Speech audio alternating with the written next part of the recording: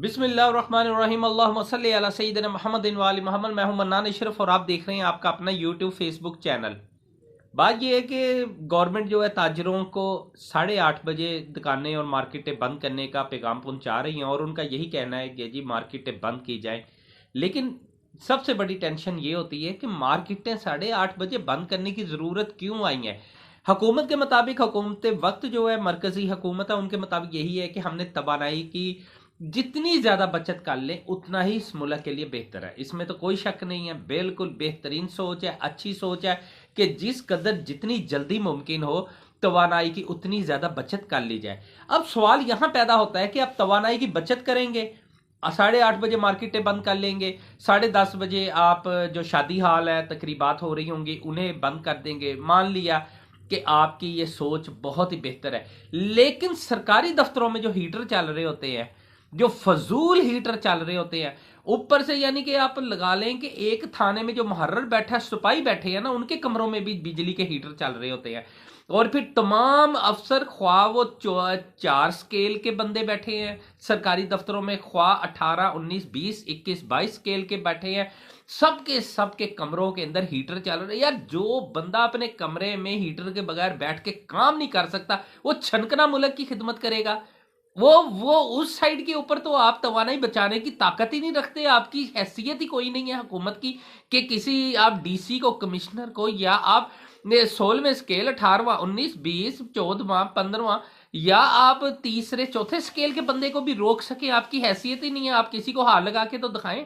किसी भी सरकारी दफ्तर के अंदर आप एक आर्डर जारी करेंगे, हड़ताल हो जाएगी, धरना हो जाएगा, पंगा हो जाएगा, फड्डा हो जाएगा, चल सो चल पाई जी। लिहाजा ये चीज होनी नहीं।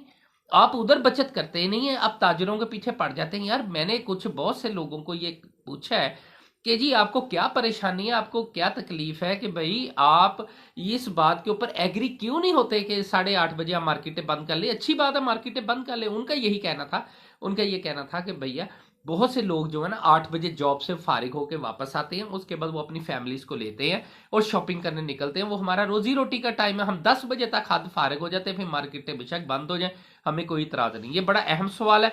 अगर गवर्नमेंट ने तवानाई बचानी है तो सबसे पहले सरकारी दफ्तरों में जो बिजली के हीटर चलते हैं और जो फजूल एसी चलते हैं वो कम से कम बंद करवाए जाए, उसके बाद फिर बात करें।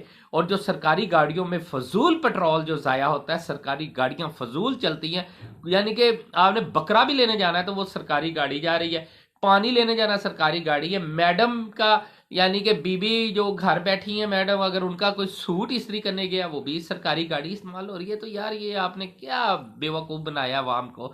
बहरहाल अब मरियम नवाज शरीफ जो है उन्हें बहुत सी पावर्स दे दी गई है। शहबाज शरीफ को बिल्कुल नवाज शरीफ साहब ने फारग कर दिया है। मरियम नवाज को तमाम तर पावर्स मिल गई हैं। इस टाइम इलेक्शन में जो टिकटें तकसीम होंगी, जो ओहदे तकसीम होंगे, जो भी मामलात होंगे, तमाम के तमाम मामलात की हेड जो है इस टाइम मरियम नवाज शरीफ बन गई हैं। बहुत जल्द बहरहाल वो पाकिस्तान आ जाएंगी। बहरहाल उन्होंने कोई लिस्टें मांग ली है, तमाम जो ओहदेदारान हैं उनकी लिस्टें भी मांग ली हैं, और इसके अलावा वो टिकटें तकसीम करने के लिए, टिकटें देने के लिए भी लिस्टें बनना शुरू हो गई हैं। नून लीग ने भी अपनी इलेक्शन की तैयारी, कहीं ऐसा तो नहीं है कि नून लीग को भी पैगाम पहुंच गया हो कि भाई अब अपने इलेक्शन की तैयारी करें, लेकिन बहरहाल बहुत शेख रशीद ने एक बहरहाल दावा जरूर किया है।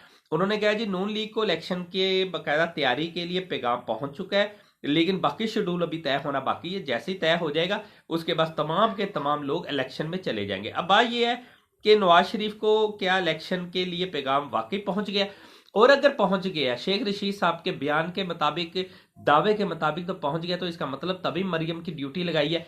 मुझे लगता है कि इस टाइम के ऊपर नवाज शरीफ साहब को पता है कि हमजा शहबाज के अंदर वो खुदादा सलाहियतें जो लीडर में होती हैं वो मौजूद ही नहीं है, और वो अपनी सियासत करने में, लोगों को जोड़ने में, पंजाब हुकूमत लेने में, पंजाब हुकूमत जोड़ तोड़ करने में मुकम्मल तौर पे फेल हो गए।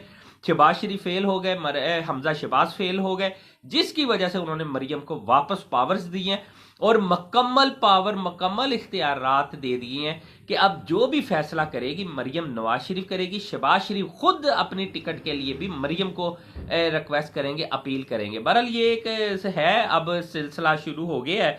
और सबसे बड़ी बात है कि शहबाज शरीफ जो फारग हुए हैं, इसका मतलब है सियासत में बहुत बड़ी हलचल जो है शुरू हो गई है।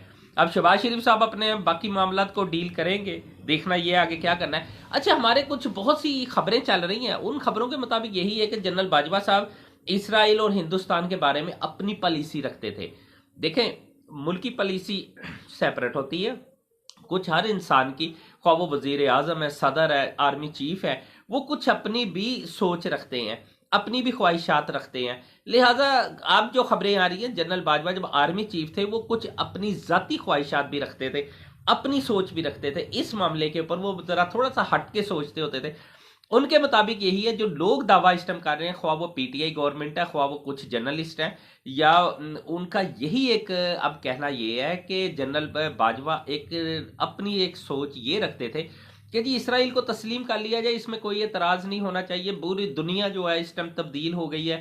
لہذا اسرائیل کے اندر دیکھیں، بہت سے لوگ یہ بھی کہتے ہوتے تھے کہ جی دیکھیں، عرب ملک جو ہے ہمارے ساتھ کشمیر کے معاملے پہ نہیں کھڑے ہوئے، تو ہم فلسطین کے معاملے پہ کیوں کھڑے ہوں۔ قائد اعظم صاحب نے بہرحال جب پاکستان بنا تھا، دیکھیں اس ٹائم ان کی ایک سوچ تھی، ان کا یہی تھا کہ ہم نے اسرائیل کو تب تک تسلیم نہیں کرنا۔ تو اسرائیل کو تسلیم نہ کرنے کا مین ریزن بھی فلسطین ہی ہے، کہ قائد اعظم محمد علی جناح صاحب بھی یہی چاہتے تھے کہ جی اسرائیل کو تسلیم تب کریں گے جب وہ فلسطین کو ان کے اپنے حقوق دے دیں گے، اسرائیل کو تسلیم کر لیں گے، ہمیں کوئی اعتراض نہیں۔ ہندوستان کے ساتھ تعلقات اچھے کرنے کے لیے کشمیر کا معاملہ حل کرنا بہت ضروری ہے، لیکن باجوہ صاحب یہ چاہتے ہوتے تھے کہ نہیں، ہم نے کشمیر کا معاملہ جو ہے وہ یوں حل نہیں کرنا، لہٰذا وہ اگر حل بھی ہوتا ہے وہ ایک الگ سبجیکٹ کے اندر رکھیں، لیکن اس کے ساتھ ساتھ مزید جو ہے وہ رکھیں کہ جی ہم نے ہر صورت باقی معاملات، تجارت اور چیزیں، اور اچھی سوچ تھی، اس میں کوئی شک نہیں ہے کہ ہندوستان کے ساتھ کچھ جو رابطے ہیں اچھے بھی ہونے چاہیے۔ دیکھیں، آپ کی تجارت بہت اچھی ہو جاتی ہے، اور معاملات بہت سے ایشو ہیں، ان کے اوپر بھی بات ہو سکتی ہے، لیکن پاکستانی سیاستدانوں کے کچھ موقف اپنے تھے۔ ان کا یہ کہنا تھا، جس طرح عمران خان تھے، عمران خان یہ چاہتے تھے کہ پہلے کشمیر کی بات کی جائے، اس کے بعد تجارت کی بات کی جائے، لیکن کچھ صحافی اور کچھ لوگ یہ دعویٰ کر رہے ہیں، خواہ وہ پی ٹی آئی ہے، وہ کہتے تھے کہ باجوہ صاحب سوچتے یہ تھے کہ پہلے تجارت اور دیگر چیزیں جو ہے ان پہ بات کی جائے، کشمیر کو تھوڑا سا پس پردہ بھی رکھا جائے، تو اس میں کوئی نہیں ہونا چاہیے۔ لہذا یہ ایک چیزیں ہوتی ہیں۔ دیکھیں، پاکستان کے اندر مہنگائی اس ٹائم لوگ کہہ رہے ہیں کہ جی چکن کا ریٹ جو ہے نا وہ بہت زیادہ ہیوی ہو گیا۔ دیکھیں، جب آٹے کا بحران آتا ہے نا تو بڑا شدت اختیار کر جاتا ہے۔ آٹے کا بحران اس ٹائم کے اوپر بہت تباہ کن طریقے سے آ گیا۔ جہاں آٹا 55 روپے 60 روپے کلو فروخت ہوتا تھا، آج 150 روپے کلو فروخت ہونا شروع ہو گیا۔ اسلام آباد میں پورے پاکستان سے 100 روپے کلو زیادہ مہنگی ہوتی ہے چیز، خواہ وہ چکن ہے، خواہ وہ پھل فروٹ ہے، دیگر بہت سی چیزیں ایسی ہوتی ہیں جو عام کی ملک کی نسبت اسلام آباد کے ریٹس کچھ اپنے ہوتے ہیں۔ لیکن مسئلہ یہ ہے کہ اس ٹائم کے اوپر جو ایم کیو ایم ہے، انہیں بھی اب جو سیاست دوسری سائڈ کے اوپر مہنگائی سے، بے روزگاری سے، توانائی بحران سے، فنڈز کی کمی سے، اس کے علاوہ ڈالرز کی کمی سے، اور بہت سے توانائی جیسے ایشو سے پر اپنی نظر ہٹانے کے لیے گورنمنٹ نے ایک نیا کھیل شروع کیا ہے کہ ایم کیو ایم کے حوالے سے ایک نئی ڈیبیٹ شروع کروا دی ہے کہ جی ایم کیو ایم کو اکٹھا کیا جا رہا ہے۔ دیکھو، جہاں ایک بات آپ کو میں بتا دوں، میں ایز اے جرنلسٹ جب سے میں صحافت کر رہا ہوں، کہ جب ایم کیو ایم ساری کٹھی ہو گئی نا تو یہ ہو ہی نہیں سکتا کہ الطاف حسین کے بغیر ایم کیو ایم کام کرے گی۔ ایک انڈین فلم تھی، ہم نے اسے دیکھا تھا، تو اس کے اندر ایک ڈائلگ تھا، وہ کہتے تھے کہ ڈر ہماری کامیابی ہے، لہٰذا لوگوں میں ڈر پیدا کرے۔ ایم کیو ایم نے ایک ڈر پیدا کیا تھا۔ بوری بند لاش جب نکلتی تھی نا تو کئی بوری بند لاشیں جب ملتی تھی نا کراچی میں، ایک خوف تھا، لوگ ڈر کے ووٹ دیتے ہوتے تھے ایم کیو ایم کو۔ پھر وقت آ گیا کہ لوگوں نے ڈرنا ختم کر دیا ایم کیو ایم سے، اور پھر ایم کیو ایم تقسیم ہو گئی۔ الطاف حسین صاحب لندن جا کے بیٹھ کے، اور پھر اس کے بعد ایسی تقسیم ہوئی کہ اب دوبارہ ہی اسے اکٹھا کیا جا رہا ہے۔ لیکن مسئلہ یہ ہے کہ اکٹھا کر کے ایک چیز واضح کی جا رہی ہے کہ جی اس سائڈ پہ سارے صحافیوں کو لگا دیا جائے، لیکن دوسری سائڈ سے دو چیزیں جو گورنمنٹ ہے موجودہ، جو پی ڈی ایم کی گورنمنٹ ہے، وہ ختم کر رہی۔ ایک تو رجیم چینج آپریشن کے معاملے کے اوپر 7-8 اقسام کے جو معاملات ہیں انہیں منظر عام پہ لے آیا جائے۔ کوئی کہے جی اس وجہ سے رجیم چینج ہوا، کوئی یہ مسئلہ ہے، کوئی یہ مسئلہ ہے، کوئی آرمی کا مسئلہ نہیں ہے، یہ سیاستدان آپس میں اکٹھے ہو گئے، پیسہ چل گیا، وغیرہ وغیرہ۔ 7-8 ایشوز بنا دیے جائیں، اس کے اندر انٹری کرا دی جائے، تاکہ وہ ایک سائڈ کے اوپر بیانیہ جو ہے پی ٹی آئی کا، عمران خان کا کمزور ہو جائے۔ سیکنڈ نمبر کے اوپر جو عوام کو ہے اس ٹائم کے اوپر بحران کا جو سامنا کرنا پڑ رہا ہے، اس سے لوگوں کی نظریں ہٹا کے ایم کیو ایم پہ لگا دی جائے۔ یہ بہت بڑی چال ہے۔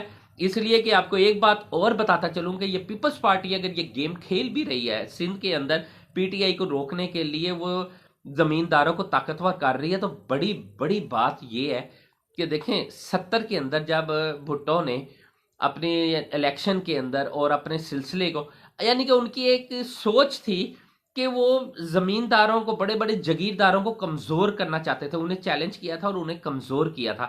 آج کی پیپل پارٹی جو ہے جگیرداروں کو، زمینداروں کو مضبوط کر رہی ہے۔ وجہ یہ ہے کہ اب وہ وہی ڈائلگ جو ہندوستانی ایک فلم، ایک میں نے فلم جو دیکھی تھی اس کے اندر یہ چیز تھی، پاکستانی فلم ہو، ہندوستان کی ہو، ہالی ووڈ کی ہو، یا کوئی بھی فلم ہو، اس کے اندر ایک ڈائلگ ضرور ہوتے ہیں کہ جو ڈر ہے نا وہ کامیابی ہوتی ہے۔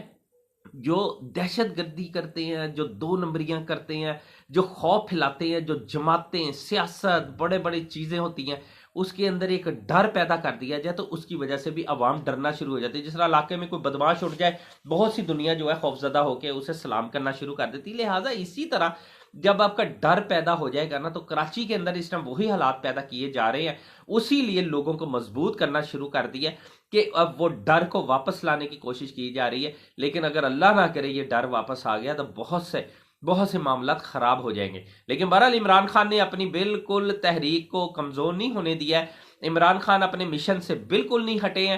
لاسٹ ٹائم تک بھی عمران خان جو ہے اس ٹائم پوری طرح یہ جماعتوں کو، طاقتور لوگوں کو پوری طرح یعنی کہ چیلنج کر کے بیٹھے ہوئے ہیں کہ الیکشن ہی لینا ہے اور ہر صورت الیکشن لینا ہے۔ اور آفرین ہے اس قوم کے کہ جو جاگ چکی ہے، بیٹھی ہوئی ہے، اور خصوصی طور پہ وہ نوجوان جو اس ٹائم عمران خان کے ساتھ کھڑے ہیں، پوری یوتھ جو عمران خان کے ساتھ کھڑی ہے۔ امید ہے کہ آپ بہت جلد الیکشن لینے میں کامیاب ہو جائیں گے کیونکہ حالات بڑی تیزی سے بدل رہے ہیں۔ بہرحال منان شروع کو اجازت دیجیے، اپنا اپنی چینل کا بہت خیال رکھیے گا۔ اللہ حافظ۔